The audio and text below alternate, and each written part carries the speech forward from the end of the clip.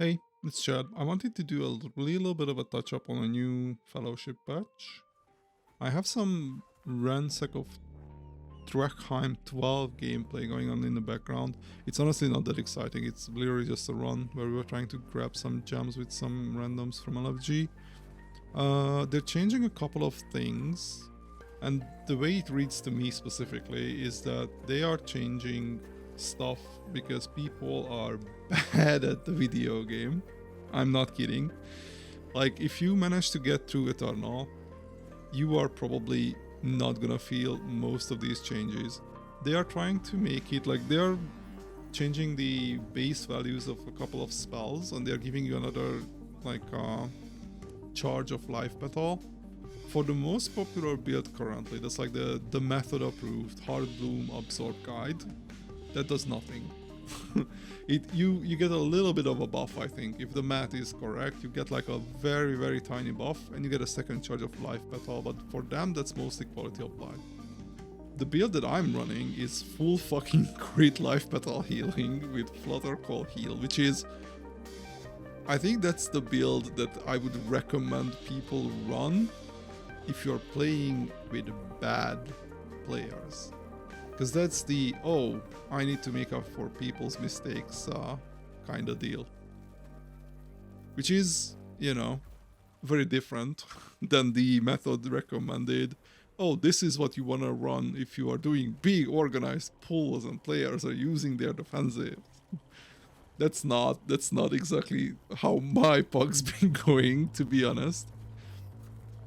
A lot of the times it's like, it's really interesting to go back to lower levels, because people in Adapt have no fucking clue what they're fucking up. Like, just absolutely no idea what they're doing bad, but they're very vocal about what they think is happening. A lot of the times I had tanks tell me that, like, you need to dispel that specific thing. I was like, no, my brother in Christ. That specifically is Poisonado in like Silken Hollow. That spell is like the bane of my existence in lower levels. And in Eternal, you just don't see it. Because that is an ability that any stun or any like displacement can stop. So any like tank player is like, oh, this thing, if this thing goes on, it's gonna kill me. So they just stop it from happening. So you just never really encounter it in higher elos. Or if it happens, they're just not gonna stand in it. And in like lower levels, like in Adept, people will tell you that, oh, you need to dispel that. On top of the 4 other dispel mobs that I have chained together because I don't know what route I should take in this dungeon. It's insane. So a lot of the changes that they're doing is like specifically aimed at, okay, people are bad, we need to make it so that they can move higher from being bad. Like, they're changing the item level requirements and like stuff for Adept, Champion, and Paragon. Like, they're making it higher. It's like, okay, you need to get here later because you are bad at the game. Which is funny. It is funny, I swear to God. Like, okay, the minimum for Adept should be 20 higher, the minimum for Champion should be 10 higher than it was before. It's like, maybe eye level will save you. And they're buffing both of the healers. Like, they're buffing the healer specifically, their ability to keep bugs alive. Like, the second charge of life petal literally feels like, oh, people are struggling to heal, like if shit goes bad. We need to give some more power to the base healing kit of the healers and just try and keep the legendaries the same as they are right now. I don't know how that is gonna play out for Vigor, because I do not play the priest enough to know. But I do know how it's gonna play out for me specifically, because I am getting like a fat fucking buff because I'm not running the most popular legendary. Because like, they're like, this is someone who's running, is the same key level of Ransack 12 that I just did. This is someone who's running the Heartbloom legendary, I'm not unyielding broom. They're running the method approved guide, like talents and the stats and everything as far as I can tell. And their healing is mostly, not surprisingly, unyielding bloom and Heartbloom, because that's the legendary. They're buffing this restore life a little bit, because this is what you slap on people if they're taking damage unexpectedly anyway. And they are buffing flutter core heal because, I mean, if you're not too bad at the video game, you have this on people almost all the time. So like they're trying to buff the base kit, so people are like, I don't know, like you just heal more in the lower levels, and they're trying to nerf the unyielding bloom a little bit and the legendary a little bit, so like to keep the endgame players in check. But if you're not running this build specifically, if you are an absolute freak and you're running full crit like I do, you're getting some significant buffs, because this flutter core heal specifically is getting a 25% buff, and life petal, which is like way down. Like life petal is under their weapon healing on this specific run for whoever this is. This is getting a second charge, and so my healing is literally just flutter core heal and life petal, because I'm running a crit build, so I cannot miss a crit on the life petal healing, because you get 30% extra crit from your legendary. I have 40% baseline crit, and one of my gems gives me, I think, another 30% crit if the target is above 50% HP. So I'm getting 25% buff on this one. I'm getting a second charge of life petal, so this should be, I mean, I don't think it's gonna be exactly twice the healing, because that would be insane. I think it's just gonna be like a nice quality of life change, where I can slam it down and not think about, like right now the way it works, if I slam it down on a pool, and it's like the end of the pool where I don't have increased crit chance on mobs, I need to like weigh my options, like, okay, am I gonna get this back before the next big pool? Like I need, if I drop this down, it's 60 seconds, how much of it can I farm back with auto attacks? And they're buffing this one and this one as well. I don't really, if I have to press this, that means we are in deep shit. Because this should just cover me. The first like couple of stuff that could cover me. If I'm spamming flutter core restore life, we are in deep shit. I had 41 casts of it. Wait, no, is that correct? That doesn't seem right. No, that's right, because this is the full crit version. Yeah, I had a... yeah, 42 casts of it in this run, and this run we actually had some trouble, because people just straight up ate shit a couple of times. But, I mean, we still timed it with like 9 minutes to spare on a 27-minute timer, so that's fine. But all in all, it seems like the changes that they are trying to pull is... I'm not playing Vigor too much, so the way it reads to me is like they are just fixing a couple of issues.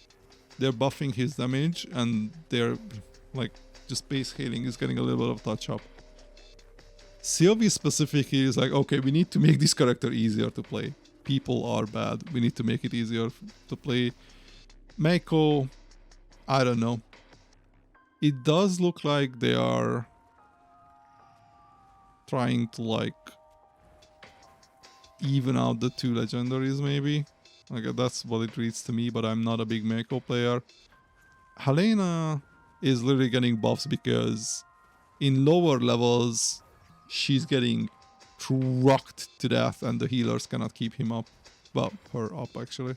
Both of the tanks are girls, I think. Like Helena and Meiko are both girls. They are doing some weapon fixes, and again, like this is the eye level requirement increase is really like, okay, the jumping difficulty is a little bit too much. We gotta do something about this. And I think they're doing a new like ability timer thing to a couple of more stuff. Like ability timer specifically is whenever you use an ability and like this happens, like I know that I have my flower and I know that this much is how long I have the flower for before it despawns, and they're adding this to a couple of other things like CC and what exactly is it coming from, like Sylvie specifically?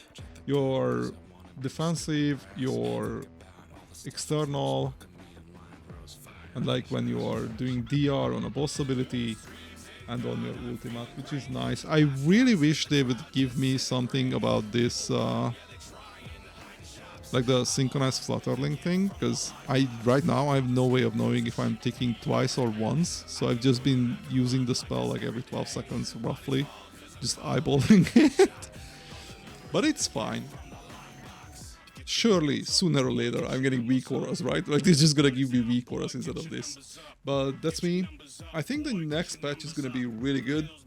For me specifically, I think it's gonna be good for people in like lower key levels. Well, it's not even key level, it's just matchmaking.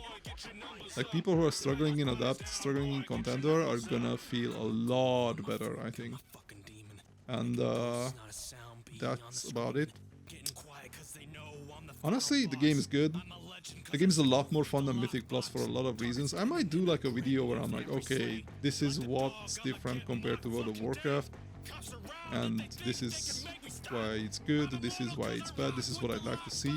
But honestly, it's fun. I'm gonna try and get the 10k mount for sure, the spider.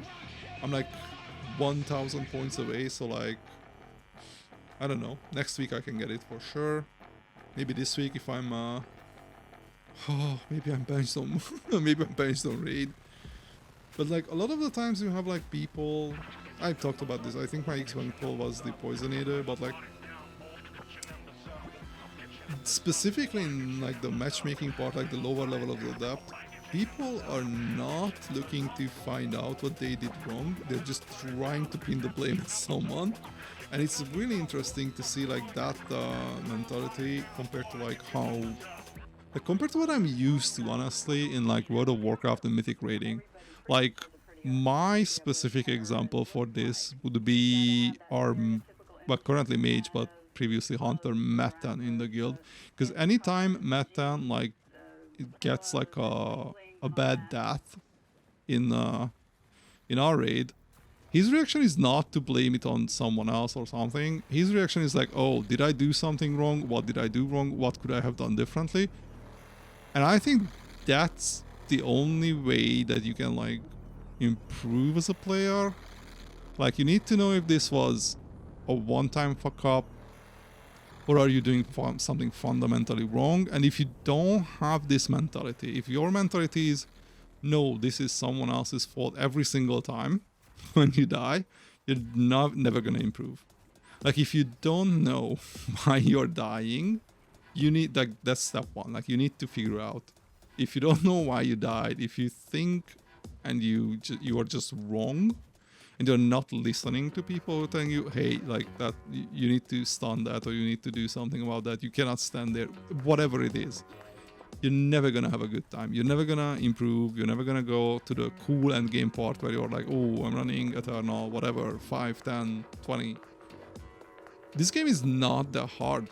And it's really fun. And I don't know. It does sadden me when I go into Adapt with one of my IRL Hungarian friends and we play. And you tell people like, hey, listen, like you did this. That's gonna get you killed. It didn't get you killed this time, but you shouldn't do it. And they're like, no, you're wrong. I was like, I know for a fact that I'm right, bro. Like, I've done this on Eternal 12. You cannot tell me that I don't, like, I don't know, man.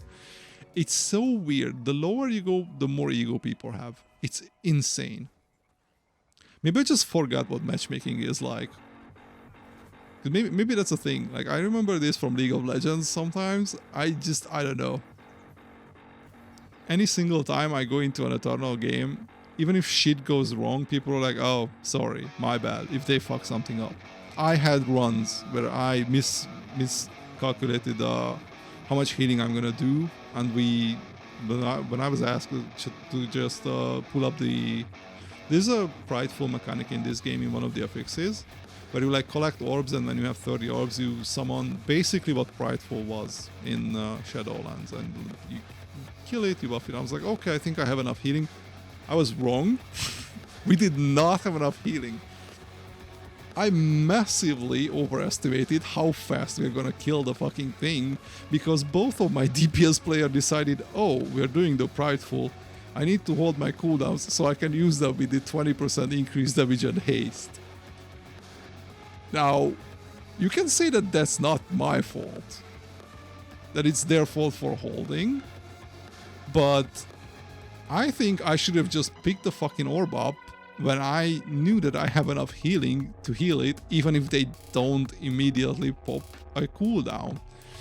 So I think that was on me. I was like, oh my bad, I underestimated. Nothing happened. We ran the same dungeon again and then we timed it. Like, if you know that you fucked up, just say, oh, I fucked up, my bad. If you don't know and you are being told, hey, this is what you should have done, then I don't know, just at least keep in mind, like, not every advice you're gonna get is like good in the game, like not every advice is valid. But like, if you have no idea why you're dying and you keep dying every single time, you gotta find out. If you don't trust like the advice that you're getting from, you know, within the game from a player, then I don't know, just look up a full step-by-step guide. Maybe that's what I should do. Like, maybe I should just have like a step-by-step guide for every single dungeon. Like, hey, this is what you should do. But honestly, I'm pretty sure Quasi or someone who's tanking has those. So it would be kind of redundant. And I like playing the game. I don't like making videos that much. I enjoy it sometimes, but not all the time. But I think that's me. I'm gonna just stop this recording before I ramble some more. And then I'm gonna go play some Counter-Strike with my boys who I have not played. I don't know, I've not played Counter-Strike with them since like August or something crazy. So I'm looking forward to it. And that's me. You can find me streaming on Twitch whenever I stream. I don't really do it recently, but maybe I'll pick it up again. I don't know. Eternal's challenging enough when I just have to sit down and like concentrate. So I'm not exactly keen on streaming it. And the other part why I don't like streaming Fellowship is that if you don't have a set group, it's kind of hard to get into groups. And sometimes you just sit around for like 10 minutes. And that's not good content. That's about it. I'm done. I might just make some more commentary videos on like actual runs, because you can do a run in like 10 minutes.